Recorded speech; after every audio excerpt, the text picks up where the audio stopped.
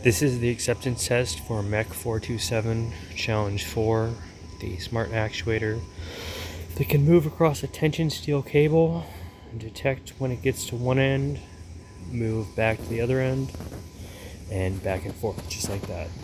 I'm going to do something a little different here, and we're just going to watch it work, and I'm going to explain what I did.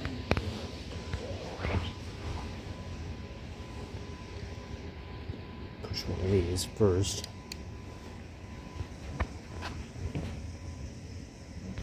For God's sakes. Turn it on first.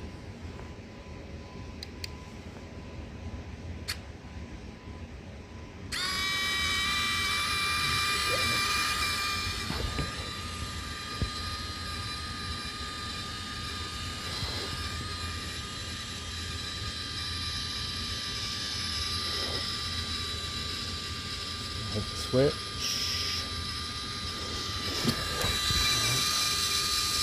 Not exactly centered, but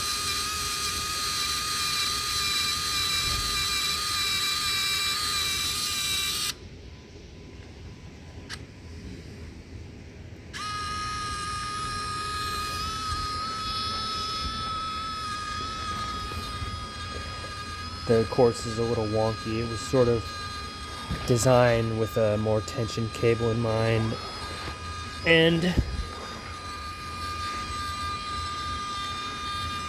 move this out of the way. Okay. We like that speed, kind of fun going across. It looks like it's carrying a little phone or something.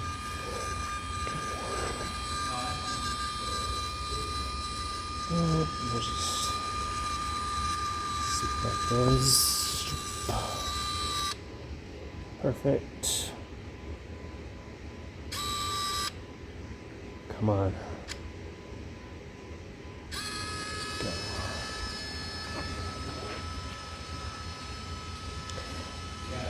A few bugs to work out.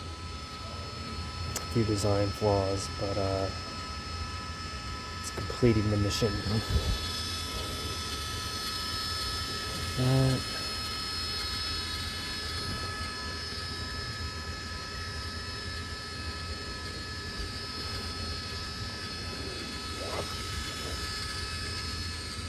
We're just going to tension it real fast here. Get a head start. Perfect.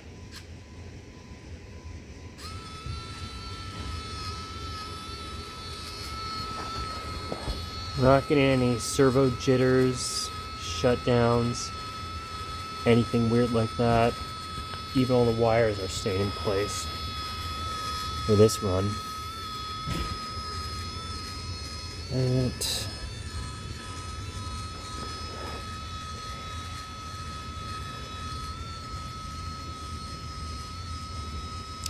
we'll just do one more run because it's fun to watch.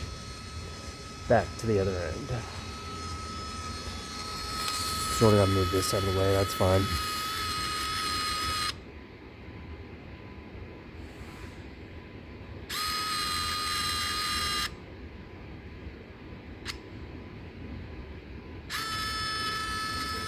God knows what it was doing there. I didn't do that yesterday.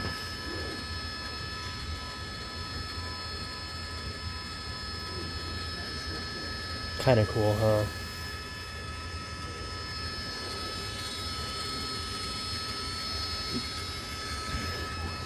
Is this your project? It is. It's one of the challenges for advanced sensors and actuators. The cable's not as tight as I'd like, but you know, it's totally acceptable to modify the course a bit. Are you going to be around here for a little while? Yes, I am. Why? Because I have a bunch of high school students coming in to tour who are interested in everything in this building, and if you're around, I'll march them up here and you can show them your project. I'd love it. I'll explain it a bit. That'd be great. Thank you. Sorry, I'm kind of filming at the same time, but you're on camera now.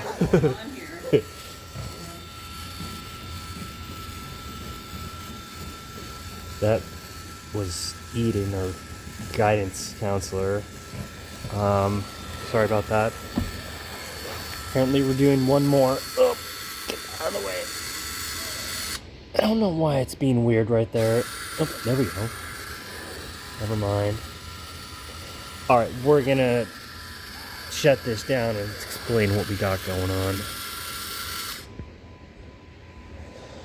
Okay. 5-volt battery pack. It's powering our ESP32 microcontroller, which is linked through the GPIO pins to these two switches here, which when they hit the end, I've written a program to stop the servo and then go in the opposite direction. I put in a little wait there so it waits 2 seconds. And then our 360-degree continuous servo, that's just like a little plastic pulley that I printed with some guide pulleys, so not ideal. I could have used TPU, but I didn't really know how it would perform. Okay, so this is a little spacer just because this flexed too much and it was very hard to actuate this switch. I printed these as sort of alternatives with a slightly smaller hole to these brackets. These brackets I actually added later because it was swaying a little too much. And it's kind of silly, but I just stuck them in there. Apparently the specifications for the battery were wrong off of Amazon. So that actually fit perfectly. So that the power switch is aligned with the opening. This is our mini 360-degree continuous servo with the pulley just press fit on. It's a plastic pulley to a plastic shaft. And then there's a bunch of hardware. I ended up going to the hardware store and spending about $20 on screws. So, little breadboard bus just stuck on there, pretty cool. This was sort of designed on the cheap and with a single power source in mind so that I could reuse these components at sort of a hobbyist level. Especially the ESP32, I kind of wanted everything to work with that because it's a great little microprocessor. It's got USB power. It's really easy to program, especially in Python. I think that's it. Kind of cool. A little trolley. This was Mec427 fall 2025 acceptance test, and I am Luke Roswald, and I think we passed. Thank you very much.